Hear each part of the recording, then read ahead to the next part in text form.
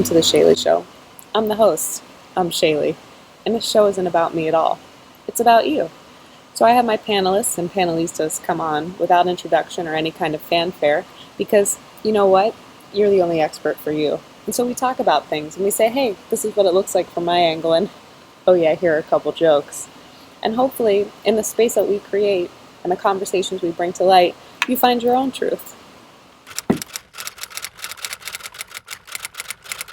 So depending on how we talk about spirituality, we could use God, source, the universe, etc. And I found in communicating with people, some of those words bring up so much shit, you can't really get through or past it. And so I'd like to unpack those words and hear what they mean to you, what your perspective is, what you found to be helpful in talking to others about it, and really like what the point of those words are to you. I'll start. Sure. I'm happy to share. You know, as a kid, I was raised in a Catholic household, and I know for me, the whole idea of God was that it was this being, probably this old guy sitting up in a cloud somewhere with a beard who had my whole life charted out and would know what was going to happen. And then he didn't like me very much because he was always judging me and weighing me.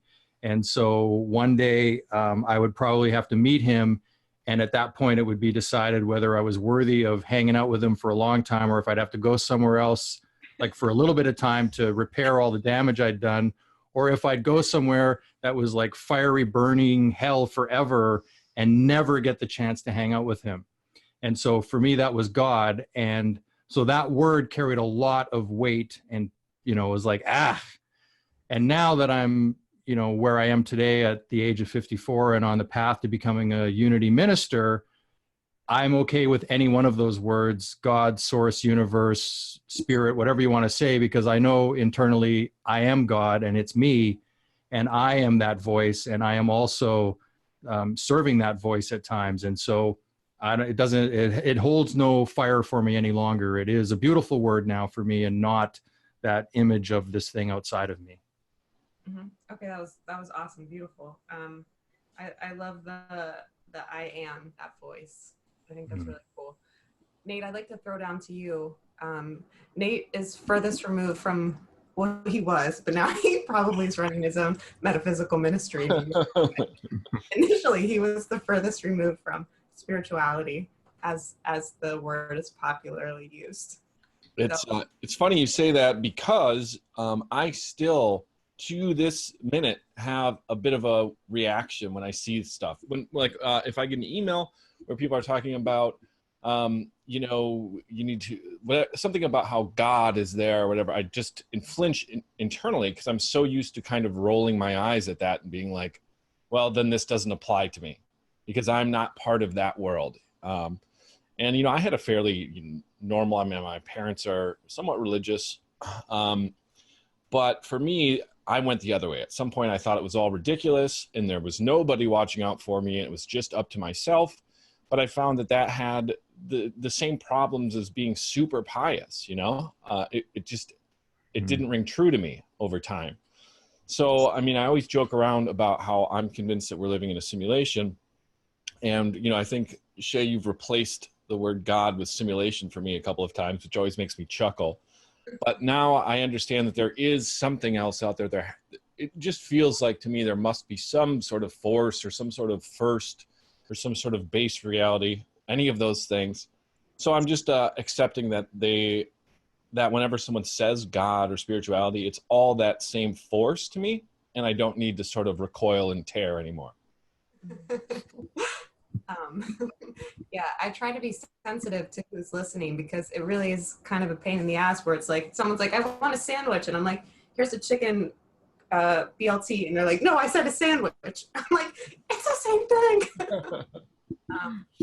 Margot, I'd like to come down to you next. I think your experience is so broad and vast of those concepts.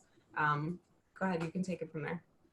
I was raised in a Catholic upbringing, and my parents were not super religious, but I still had to go through all the sacraments and go to church and all of that. And I did have that same image of what God was, like that dude up there judging me harshly. And so it didn't resonate. So I turned away from it, and I had a very deeply personal experience with both being turned away from that energy and then incorporating it back into my life. And as I was able to incorporate that back into my life, I did start to understand that God, that source energy, that infinite, unknown, unseen energy as an I am type of energy. It is the energy of creation, you know, it is the energy of everything. And really dissecting that in my brain for a long time as I went through this process that a lot of people refer to as an awakening process. And through that, now at this point, I feel so highly connected to that energy, that source energy, that it was so unfavored, or I'm not even sure what the word is, but now it's such a part of my daily life because I feel like realized. I feel like I realized my divinity and how special that energy is, and how that energy is essentially every single thing you know and see, manifested and unmanifested. And that's a really strong point too, is that source is not just us, manifested energy, manifested expressions, but it's also unmanifested.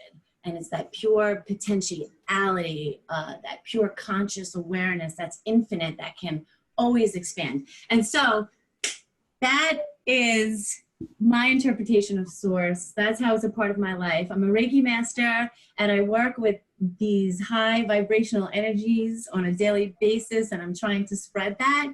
And so source really is, it's so funny because source is a thing, but it's not a thing, but it's everything. So that's my little tidbit on source right there. Thank you, Margot. Thank you. So we've got a bunch of different words floating around now, also to add to the original list. So now we also have force and energy. Leslie, in your experience, what words resonate the most? How do you kind of interact with that concept? What feels good to you? I love the word energy. I love the word spirit. I love, you know what? I'm at the point where I love any word that resonates for you and works for you is great by me. You know, I grew up in a family where my father was Jewish. My mother was raised in a somewhat non-Christian upbringing or Christian religion. So I kind of like grew up not really belonging anywhere. And it was actually that sort of feeling of not knowing where I fit in that led me down a spiritual path to find myself. And when I connect, when I'm able to truly connect with the energy that is everything, it really just allows me to shed any judgments, preconceived ideas, and just be with everything's okay. However it is anyone wants to interpret it is great by me. So I love all of the words. I love energy, source, God, universe, divine being. Whatever works for you, that's great. Yeah, I like that.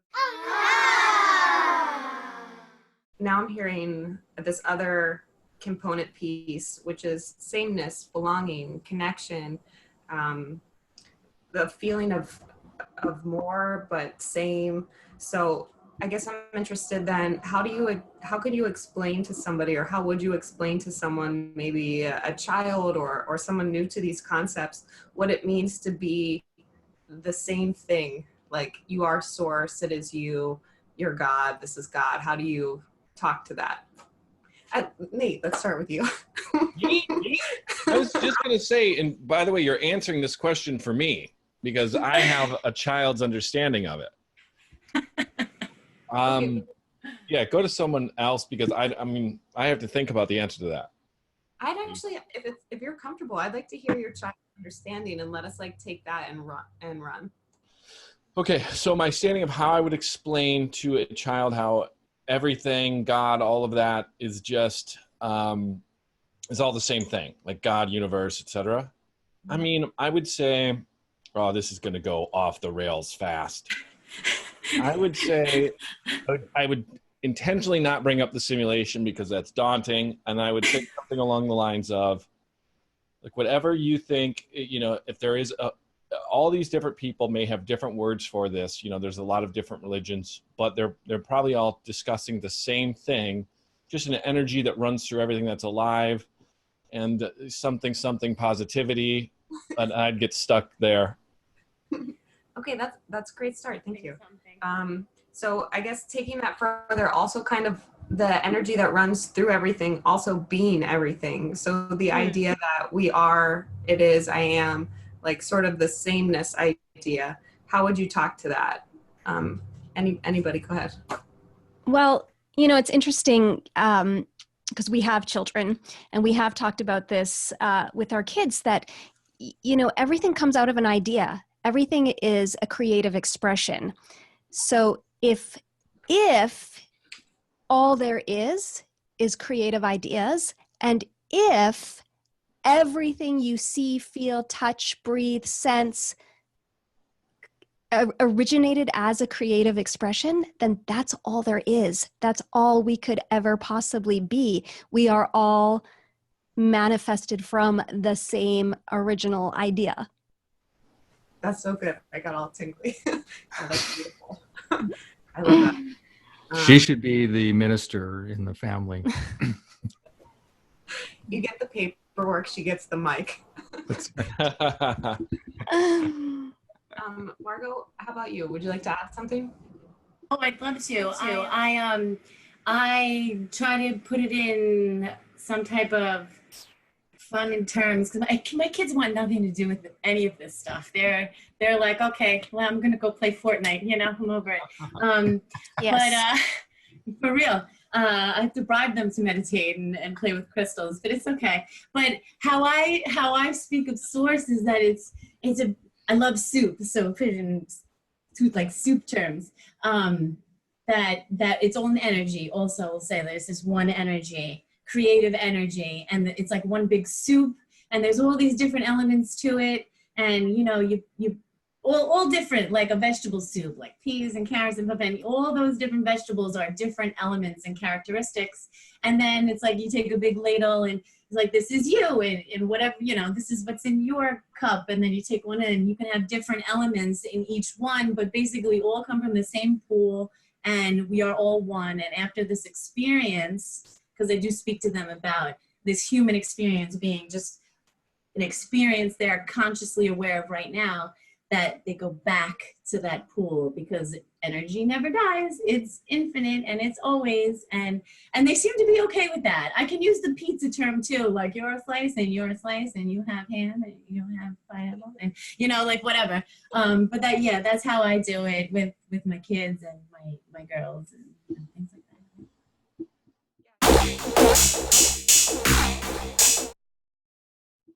Yeah, I think a while ago I did a video with Play-Doh and sort of like pulling it off and being like, it's all the same, but you can reshape it.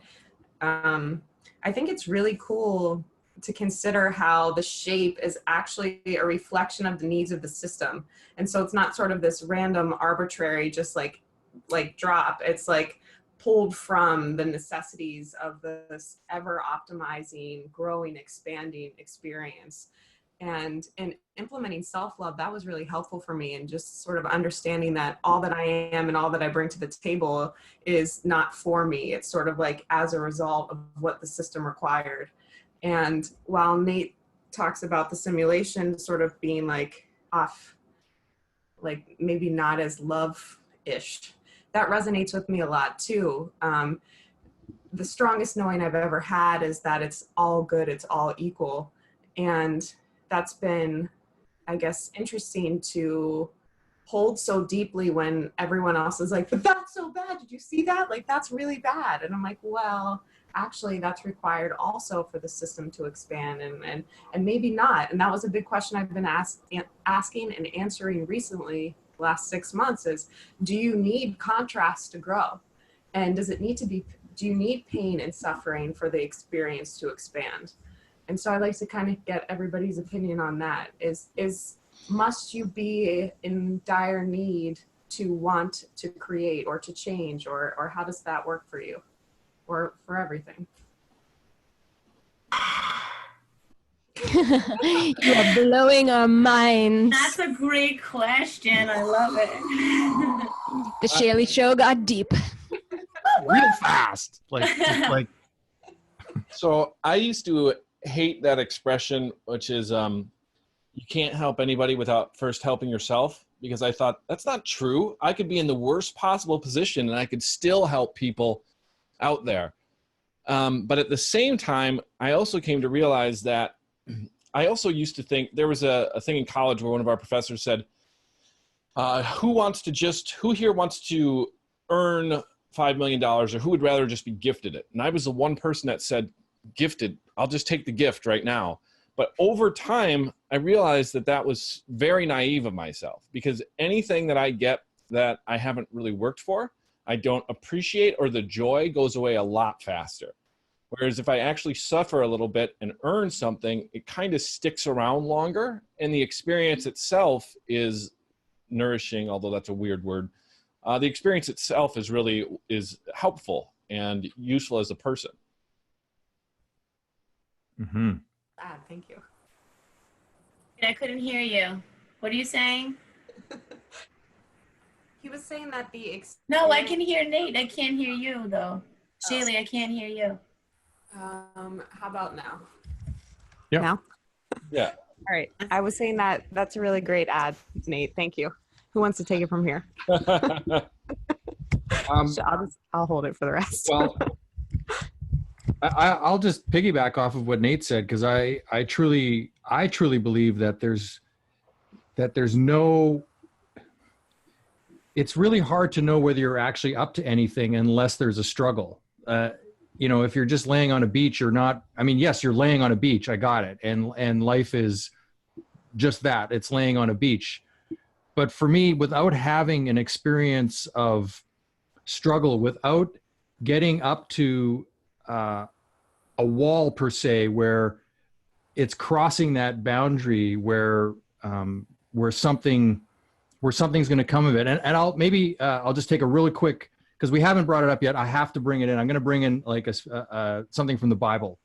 Okay, so, and it's a metaphysical interpretation of it. So if we look at as Peter being faith in the Bible, and John representing love, Peter and John go up to the temple beautiful, and there's a crippled man there who's been there for 50 years looking for alms, and so he's asking them for alms. And I'm going to cut this real short. So they said, hey, we don't have any alms for you, but what we do have is the word of God, so to speak, to share with you. And so they shared with him how he could actually be the catalyst in his own life. And nobody had ever shared this with him before. All they ever did was give him something. But every day he would go to the temple gate, and he'd get stopped at the temple gate, the temple beautiful. And in that moment, Peter looked down at him and said, now rise, get on your feet, stand up. And he did.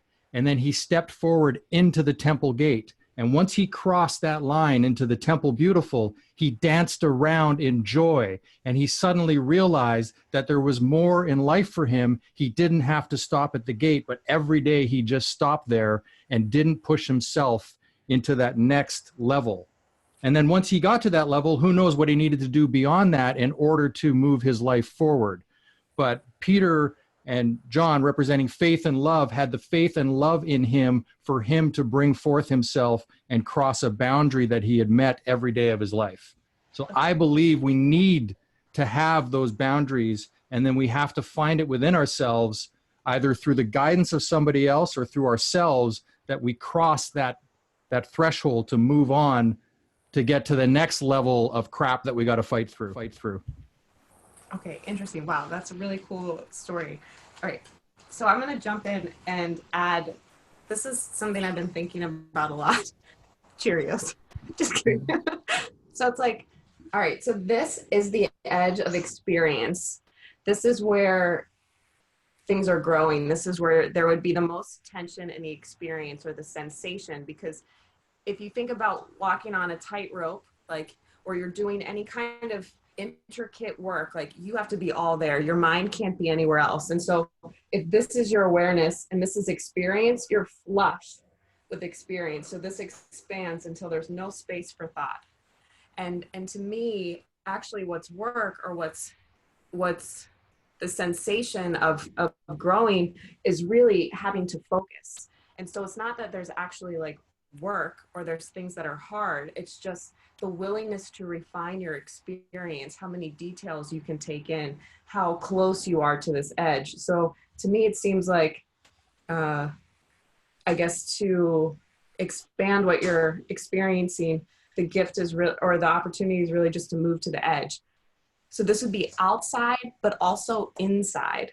So can you move your thought? Like, can you feel the whole way through? Or is there space between what you're experiencing internally and then the like, yeah. Does that make sense? It does make sense. It actually does. And if we can speak in metaphysical terms about that, it's reminded me of the pineal gland and all of the chakras around it, and which is also reminded me of something related to the Bible. And what you're saying is that gap there between the center point and the edge point, that's like when you're here and you come to Earth for this experience, you're born into contrast automatically, just from the mere separation from source. So your entire experience here as a human in this polaric realm is going to be faced with contrast. There's no other way. You can work your way to Christ consciousness, which is like that utopia, that bliss, that Garden of Eden, that state of divine love at all time and acceptance, which to me is very similar as closing that gap and opening your pineal gland and connecting in with your energy centers and pulling the light down your ascension column and grounding into the earth. And it's very much all interrelated, every single thing that we're saying. And they said that I heard somewhere, and it really resonated with me, that Jesus is the pineal gland that sent that Christ consciousness, which is connected to your crown and also connected to your higher chakras, which is also connected into your thymus and your heart center. So that's that Christ consciousness thought. And when you connect it to the 12 major or minor energy centers around the cranial, that's supposed to be the apostles. And so it's really beautiful, and all how it's all connected and related. And you can look at it religiously, you can look at it in an energetic form, you can look at it in a spiritual form. I think we're all saying the same thing, and it's just really like finding that inner awareness of yourself, and which then kind of like it's a domino effect, leads you down. But all the while, you're still going to be experiencing contrast. It is just the nature of this experience. Mm-hmm. Yeah. Yeah. Nicely said. Absolutely. So my pineal gland is basically just straight lead at this point. I have no connection to any higher energies. But Shay, the thing that you were drawing resonates with me on a totally different level, because I think it's those moments where you're right at the edge of your experience or your expertise, but you push it just a little further and you're still successful, that really amazing things happen. You know, if you put yourself, and you see that with, like, I have buddies who, even in sporting events, you know, when you'll see someone make an incredible catch they shouldn't have been able to make, that's really amazing. But for me, in my work situation, if I put myself in situations where I'm a little bit out of my depth, but I still am able to pull it off, that's where I feel like I'm experiencing growth. So I think it kind of makes sense with, like, the circle at the very edges of it, you know? Well, with what Thomas was saying about crossing the threshold, that's really what made me think about it. It's a willingness to trust. It's like saying that it's okay. This is separation. And so I'm going to lose that. So I'm going to stop before I go really far in the wrong direction. And I'll actually invite Thomas or Leslie to kind of tie back in or weave what you're hearing or thinking into what we've been saying. Well, I think when I hear talking about contrast, I think about, you know, times in life where I've missed the mark, where I've made a choice that wasn't serving my highest being. And that's just, you know, that's part of life's growth. And we go through that. And it's actually sometimes missing the mark that helps you define and align your values and actually helps you figure out what it is that really is important. And, you know, I've certainly tripped and stumbled and made mistakes in my life. And it's actually through making some of those errors that I go, oh, wait a minute, actually, by tripping and falling, I see the path I want to be on. Hmm. The sorry, I was going to just add that the beautiful thing that I love that Leslie used missing the mark, because the word sin, if you go back to its originality, is actually a word for archery, and it is missing the mark. That's, you know, it's not, hey, you're an evil, terrible person. It's actually you've missed the mark. And so what do you do when you miss the mark? You step up again and you take another, you know, you realign and you take another shot at the area that you're going in. And then based on what you learned from missing the mark, if you're open and listening to what's going on and awake, if you will be able to adjust and recalibrate so that you can now move to the direction that you were headed and hopefully hit the mark. But the mark might be moving, as we know, right? Like it seems to me like every time I reach a new threshold, as long as I don't have it like it must look this way, then it's amazing to me what shows up in my life. Greater things than I could have ever anticipated end up showing up if I'm not attached to an outcome, but willing to make the shot, so to speak. Right, and oh, sorry, go ahead. Sorry, I didn't hear you. Go ahead. No, I was just going to say, I think Shaylee was going to. Sorry, Shaylee, you go ahead. No, Leslie, go ahead, and then we'll drop to Margot, and then I'll go. No, you go. No, you go. I can't remember now. I don't know if I can remember either. Okay, so, all right. So one of the things about missing the mark or not getting it right, what I think is interesting, that God consciousness is accessible all the time, even if you're not doing it right. Whenever the space between you and the action is smushed, so it's always just an option of choosing that this is. So the space between, it's like you can always be in joy despite the contrast, or even because of the contrast, because of the choice that you're making to accept what it is. And so that space is always gone. It's always like, oh, yes, yes, yes, yes. You're saying it couldn't be otherwise. I wouldn't want otherwise. It is, it is, it is. Does that make sense? I think.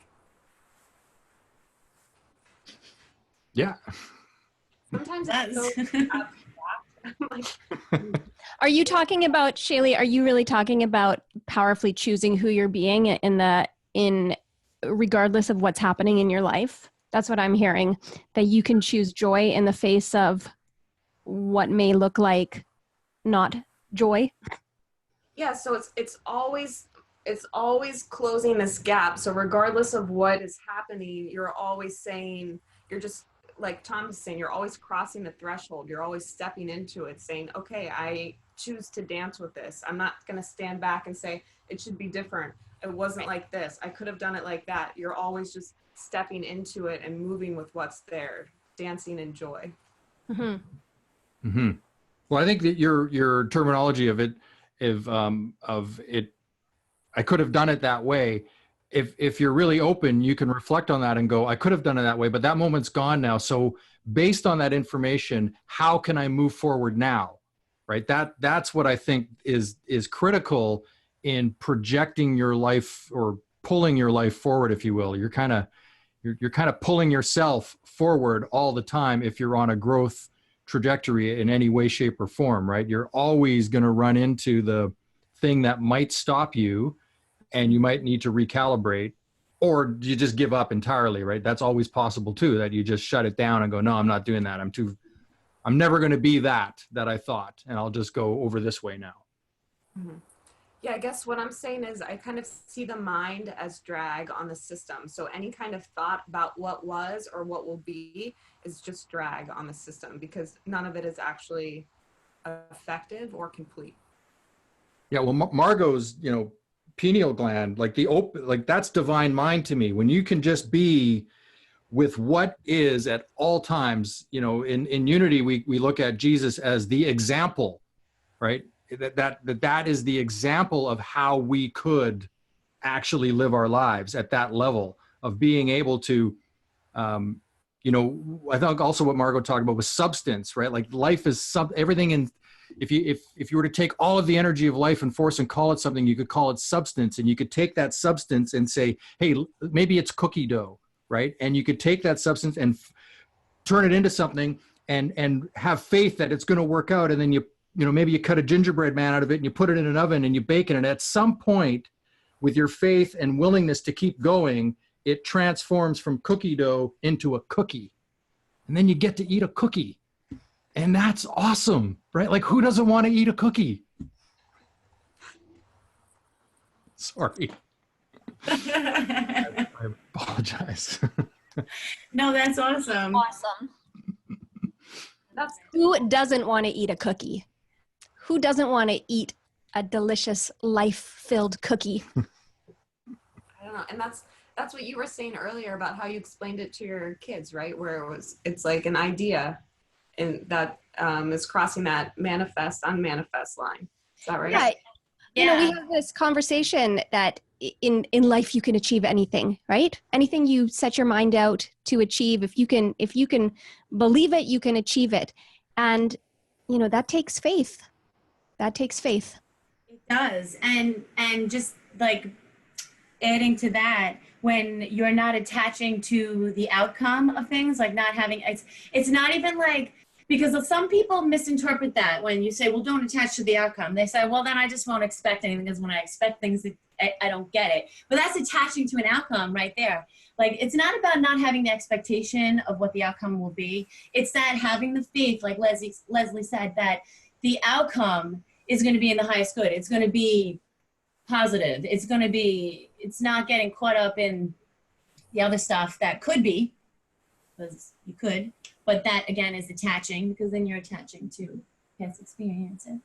But it's more like, standing in that faith that that whatever happens eventually is working out for the highest good for everybody that's involved, I love that.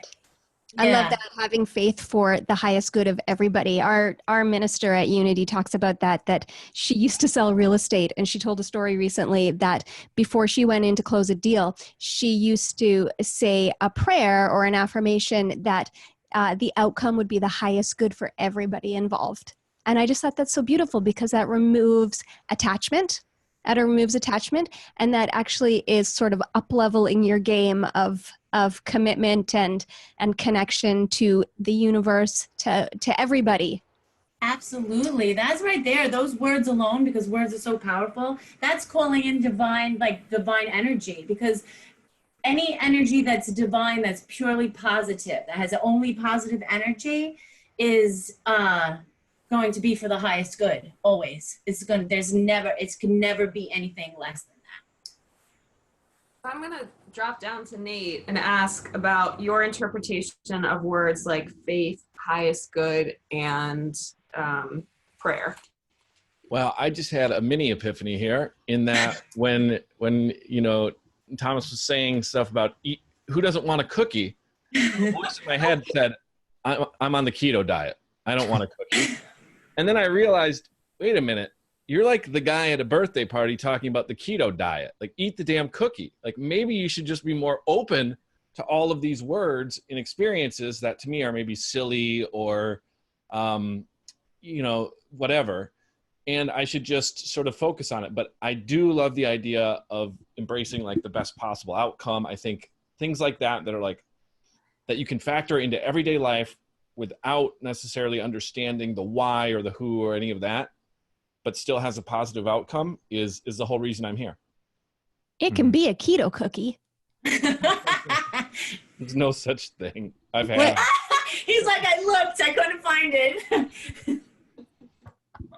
Is keto, that's the high protein? It's no sugar too. I'm just, yeah. There's a company here where we live on Vancouver Island, and it's really, We're pretty earthy. Pretty earthy here. There is a company here that makes keto cookies, and I have the actual little. It's a little package. They're not sweet, but they're cookies. I will try one on air, and you will see the disappointment in my face. I'm just kidding. I'm sure they're a wonderful company. Uh-oh. Now I've done it. There goes your sponsorship. There goes your fun. Wait, can you have things like agave sugar or honey or nothing? No. I don't know. I cheat all the time. I'm a disaster. I don't even know why I brought up the keto diet. Well, I think Leslie's point is really beautiful in that it's easy to get trapped in the mind, even when we think we're living expansively, to be in these like either or situations, which really limits what's possible. And so it's saying like, well, you can't have this or that. You have to choose. It's like, well, do you? Where did you get that idea? Where did that come from?